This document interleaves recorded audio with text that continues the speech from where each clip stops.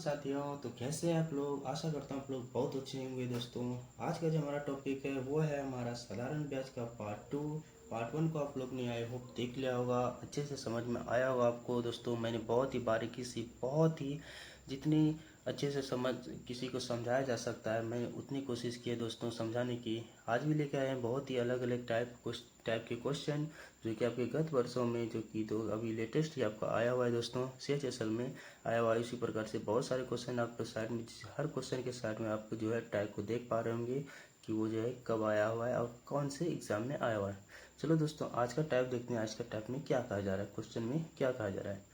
50,000 रुपये की राशि साधारण ब्याज दर पर 4 वर्षों में 72,000 रुपये हो जाती है।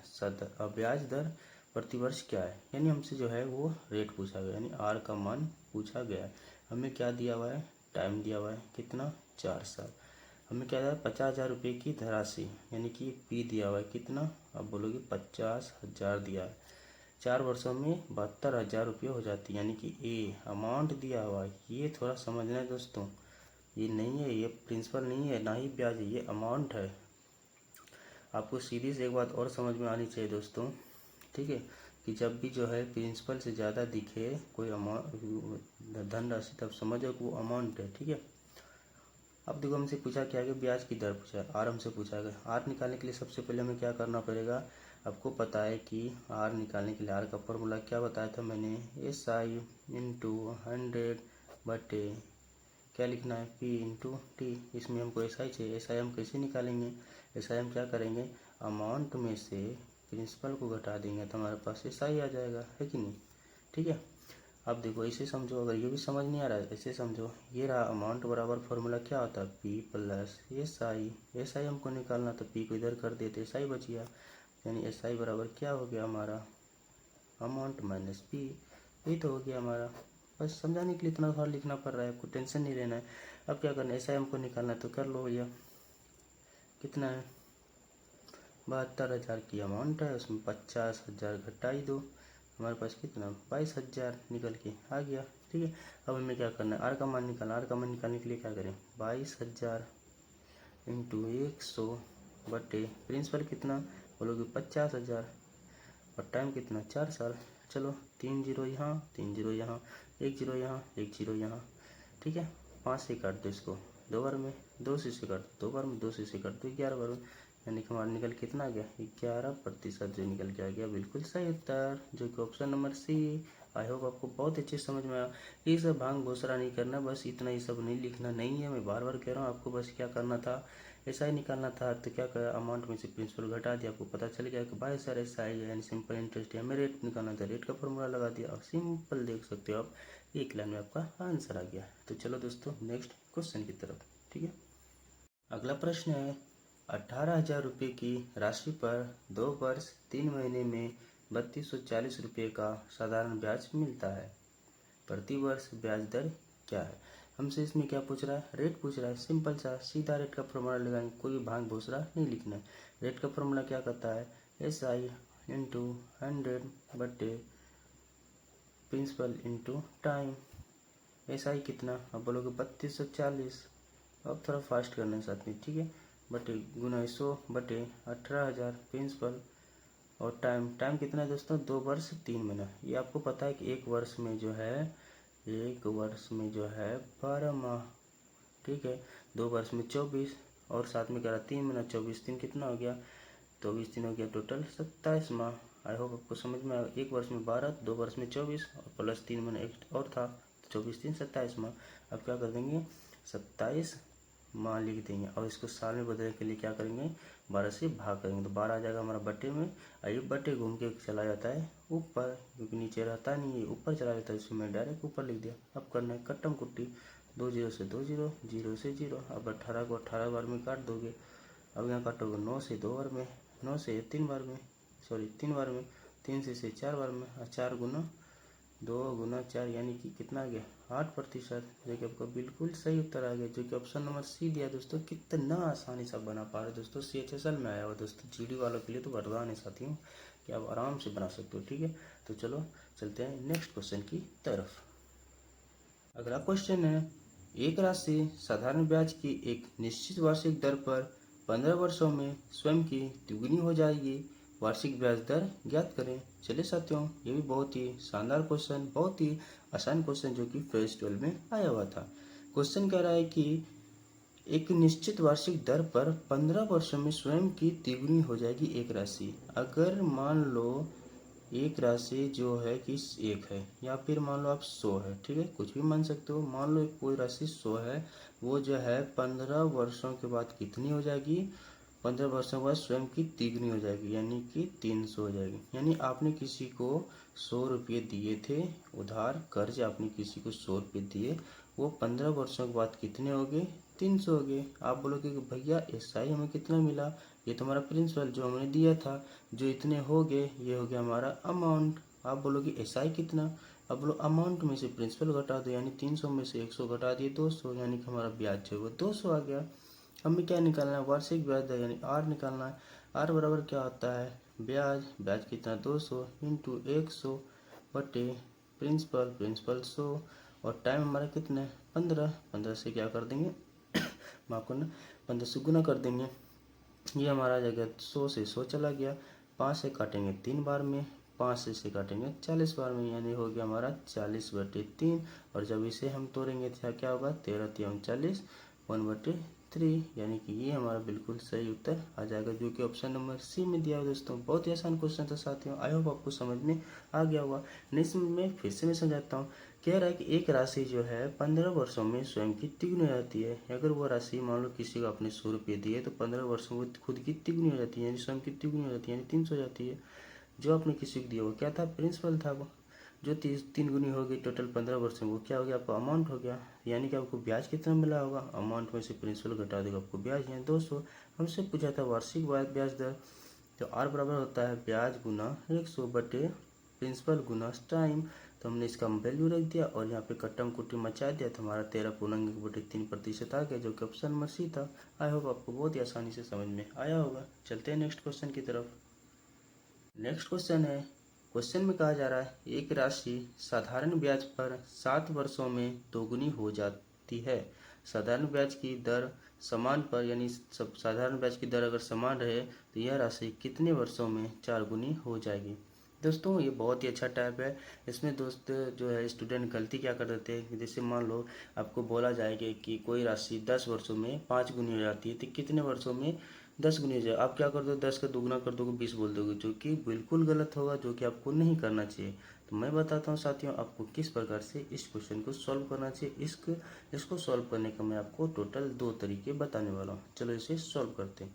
कहा जा रहा है 7 वर्षों में दोगुनी हो जाती है। मान लेते हैं साथियों कि कोई राशि है, ठीक है, वो मान लेते 1 है, ठीक है। ये जो है 7 वर्षों में कितनी हो जाती है? आप बोलोगे कि दोगुनी हो जाती है, 2 हो जाती है, ठीक है।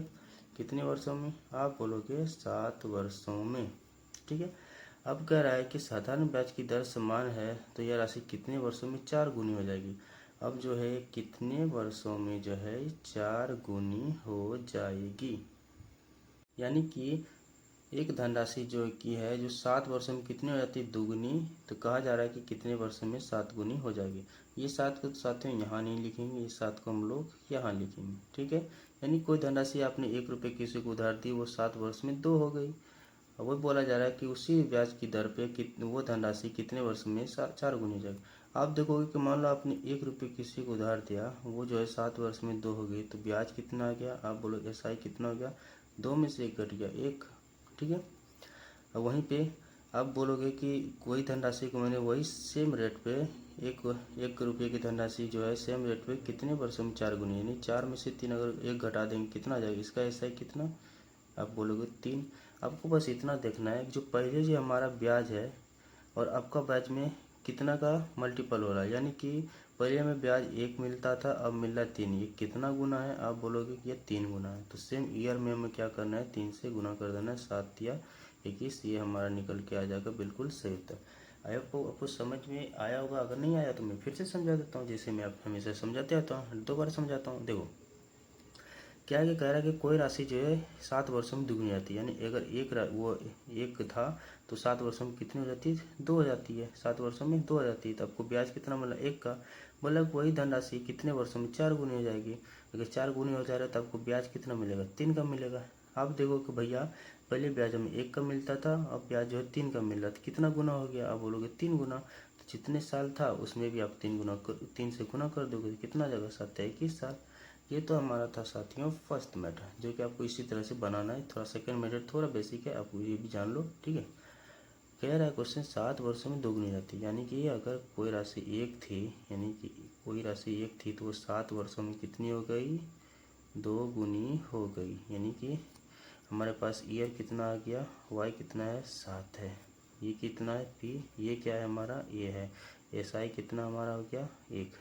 तो हमें क्या निकालना, सबसे पहले हम आर निकालेंगे, रेट निकालने के क्या करेंगे, एस आई गुना 100 बटे पी कितना 1 और टाइम कितना 7, यानी हमारा निकल कर आ जाएगा 100 बटे 7। अब हमें बोल रहा है कि यह राशि कितने वर्षों में 4 गुनी, यानी कि अगर राशि अब 1 है तो कितने वर्षों में जो है 4 गुनी हो जाएगी। यानी कि अब हमारा अमाउंट हो गया 4 और प्रिंसिपल हो गया हमारा पी 1। तो हमारा एस आई कितना होगा, 4 में से 1 घट गया 3, ठीक है। अब फिर से बोल रहा है समान रेट समान है, अभी कितने वर्षों में, यानी अब हम टी का मान निकालना है, ठीक है साथियों। टी का मान निकालने के लिए क्या करेंगे, वही फॉर्मूला लगा देंगे। ब्याज कितना हमारा अब बोलोगे एस आई 3 है, 3 इंटू 100 बटे पी कितना है हमारा, पी बोलोगे पी हमारा 1 है और रेट कितना है 100 बटे 7। और 7 जो है वो ऊपर चला जाएगा तो इधर आ गया, 100 से 100 चला गया, 7 गुना 3 21 साल। ये हमारा आंसर निकल आ गया, ठीक है दोस्तों। तो आई होप आपको समझ में आ गया होगा। अगर नहीं भी अभी भी समझ में आएगा तो इस वीडियो को दोबारा एक बार प्ले कर देना, इस क्वेश्चन को आपको समझ में 100% आ जाएगा। मैं फिर से समझाता हूँ, चलो शॉर्ट में समझाता हूँ, ठीक है। एक जो कहा जा रहा था कि एक धनराशि जो है 7 वर्षों में दुगनी हो जाती है। अगर एक धनराशि 7 वर्ष में दुगनी हो जाती है तो हमारा साधारण ब्याज कितना हो जाएगा, 1 रुपये मिल जाएगा। तो मेरा रेट निकालना था, रेट के लिए फॉर्मूला लगा दिया, उसके बाद हमारा जो है रेट हमारा निकल के आ गया 100 बटे 7%। बोल रहा था कि अगला बोला था कि साधारण ब्याज की दर समान है तो ये कितने वर्षों में 4 गुना हो जाए, यानी कि पहले राशि अगर 1 थी तो कितने वर्ष में 4 गुना हो जाएगी। अगर 4 गुनी हो रहा है तो यानी इसका मतलब क्या है, हमें सिंपल इंटरेस्ट 3 रुपये मिल रहा है। हमें निकालना था क्या, टाइम निकालना था, वर्ष निकालना था। टाइम बराबर हो गया ब्याज गुना 100, ब्याज हमें 3 मिला, 100 से गुना बटे प्रिंसिपल कितना 1 गुना रेट कितना 100 बटे 7, 100 बटे में 7 पलट के ऊपर चला गया, 100 से 100 चला गया, 7 गुना 3 21 गया। यानी ये आपको समझ में आ गया हो दोस्तों, आई होप बहुत अच्छे से समझ में आ गया। चलते हैं फिर से नेक्स्ट क्वेश्चन की तरफ। अगला क्वेश्चन है साथियों, किसी निश्चित राशि पर 4 वर्ष के लिए 14% वार्षिक ब्याज दर से मिलने वाला साधारण ब्याज उसी राशि पर 8 वर्ष के लिए समान दर से मिलने वाले साधारण ब्याज से 6160 रुपये कम है, राशि ज्ञात कीजिए। यानी कहने का मतलब है कि किसी भी धनराशि पर 4 वर्ष में 14% की दर से, यानी 4 वर्ष में 14% की दर से जो हमें ब्याज मिलता था, यानी टोटल 14 चौके 56 जो ब्याज मिलता था, उसी धनराशि पर 8 वर्ष के लिए समान दर से मिलने वाले ब्याज से 6160 रुपये कम है। यानी कि क्या हो गया, उसी धनराशि पर 8 वर्ष के लिए 14% की दर से मिलने वाले साधारण ब्याज से 6160 रुपये कम, यानी कि 8 गुना 14 हो गया 112%। अब मैं समझाता हूँ दोस्तों कि 2 डाटा दिया है। पहला डाटा क्या है कि 4 वर्ष के लिए 14% की वार्षिक दर से मिलने वाला ब्याज, यानी टोटल 56%, उसी राशि पर 8 वर्ष के लिए समान दर से मिलने वाले साधारण ब्याज से 6160, यानी अंतर बताया जा रहा है दोस्तों कि दो जो हमारे साधारण ब्याज का अंतर बताया जा रहा है। रेट हमारा समान नहीं, रेट हमारा अलग है, रेट हमारा समान है, इस ईयर हमारा अलग है, वहीं पे हमारा जो है प्रिंसिपल जो है वो भी हमारा समान है। तो पहला हमारा ब्याज कितना आ गया, 4 इंटू 14 56%। दूसरा ब्याज हमारा 8 इंटू 14 112%। इसका अंतर जो हमें दिया हुआ है दोस्तों वो कितना दिया हुआ है, 6160 का। 112 में से जब हम 56 घटाएंगे तो हमारे पास कितना आ जाएगा, 56%। 56% किसके बराबर दिया है, 6160 के बराबर दिया है। हमें पूछा है राशि, यानी हमें 100% का मान निकालना। तो इसके लिए हम क्या करेंगे, 6160 बटे 56 गुने 100, 8 से काटेंगे, 8 सत्ते 56, 8 से काटेंगे 8 सत्ते 56 की 56 के 6 यानी 8 सत्ते 56 या बच गया 5 6 8 सत्ते 56 0 7 से काट देंगे कितने बार में 110 बार में। और जब हम 110 गुना 100 करेंगे तो ये हमारा निकल कर जाएगा 11,000, जो कि हमारा बिल्कुल सही उत्तर ऑप्शन नंबर सी। जो देख पा रहे होंगे दोस्तों कितना छोटा क्वेश्चन था साथियों, बस इतना ही समझना था कि जो दो डाटा दिया हमारा दो ब्याज का अंतर दिया हुआ। पहला ब्याज कितना 56%, दूसरा ब्याज 112%, इसका अंतर हमें दिया है कम। इसका मतलब क्या है, कम में ज़्यादा जब भी होता है एक दूसरे से, इसका मतलब अंतर है उसे। अगर मैं मान लो मेरे पास आपसे 10 रुपया ज़्यादा पैसा है, इसका मतलब क्या है, हम दोनों के पैसे के बीच का अंतर कितना, 10 रुपये एक्स्ट्रा, यही ना 10 रुपये का अंतर वही है कि दोनों के बीच का अंतर कितना था 61 रुपये, यानी कि दोनों के बीच का अंतर यानी कि डिफरेंस। तो अंतर निकाल दे दोनों के 112 और 56 का अंतर आ गया 56%। 56% का मान 160 दिया हुआ था, तो हमें क्या निकालना था राशि, यानी 100% का मान निकालना था। 100% का मान हमने निकाल दिया था, आगे कितना हमारा 11,000, जो कि ऑप्शन नंबर सी में बिल्कुल सही उत्तर है साथियों। अगला प्रश्न है, किसी धनराशि पर 12% प्रति वर्ष की दर से 3.1/2 वर्ष के लिए SI यानी साधारण ब्याज और 10% प्रति वर्ष की दर से 4.1/2 वर्ष के लिए SI के बीच का अंतर 360 है। राशि क्या है। दोस्तों सेम क्वेश्चन है, थोड़ा सा लैंग्वेज चेंज हुआ, लेकिन क्वेश्चन जो सेम है, जो कि हमने पिछले क्वेश्चन में किया था। यानी कि हमें रेट दिया है, वर्ष दिया है, एक कंडीशन, दूसरा भी दिया रेट और वर्ष दिया है। हमसे पूछा क्या गया है, हमसे पूछा गया है इसका अंतर दिया हुआ है, तो हमसे पूछा गया है राशि निकालने के लिए क्या करेंगे। सबसे पहले क्या करना है, हमें SI निकालना है। SI बराबर होता है R इंटू T। R पहला कंडीशन में दिया हुआ है 12, टाइम दिया हुआ है कितना 3.1/2, इसे हम लोग तोड़ देंगे 12 इंटू 3 दूनी 6 7/2, 2 से इसे कट कर देंगे 6 बार में, 6 गुना 7 करेंगे तो यह आ गया 42, यानी कि 42% जो है पहला कंडीशन का वो ब्याज है। दूसरा कंडीशन का ब्याज क्या है वो देख लेते हैं हम लोग। कितना दिया है साथियों, हमारा दिया है 10% और टाइम कितना, रेट कितना 10 दिया है, SI बराबर रेट दिया 10 और टाइम कितना 4 दूनी 8 1 9, 9/2, 2 से इसे काट देंगे 5 बार में, ये कितना है 9 बचे 45 दिया। यानी कि पहला कंडीशन का जो ब्याज दिया है वो 42, दूसरा कंडीशन का जो ब्याज दिया वो 45।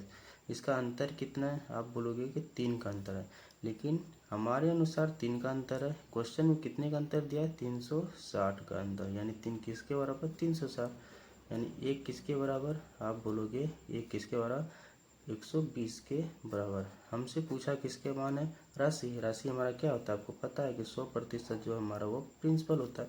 100 का मान निकालना है, 100 का मान निकालने क्या करेंगे 120 गुना 100 कर देंगे, यानी कि हमारा आ जाएगा 12,000, बिल्कुल निकल के आ जाएगा सही उत्तर।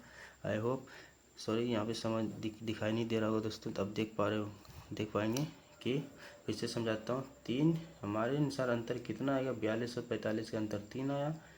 क्वेश्चन में कितना 360, 3 किसके बराबर 360, ये किसके बराबर 120, हमें मान किसका निकालना राशि यानी प्रिंसिपल होता है 100, तो 100 का मान निकालना तो 120 गुना 100 यानी 12,000, जो बिल्कुल ऑप्शन नंबर बी जो है हमारा बिल्कुल सही उत्तर हो जाएगा।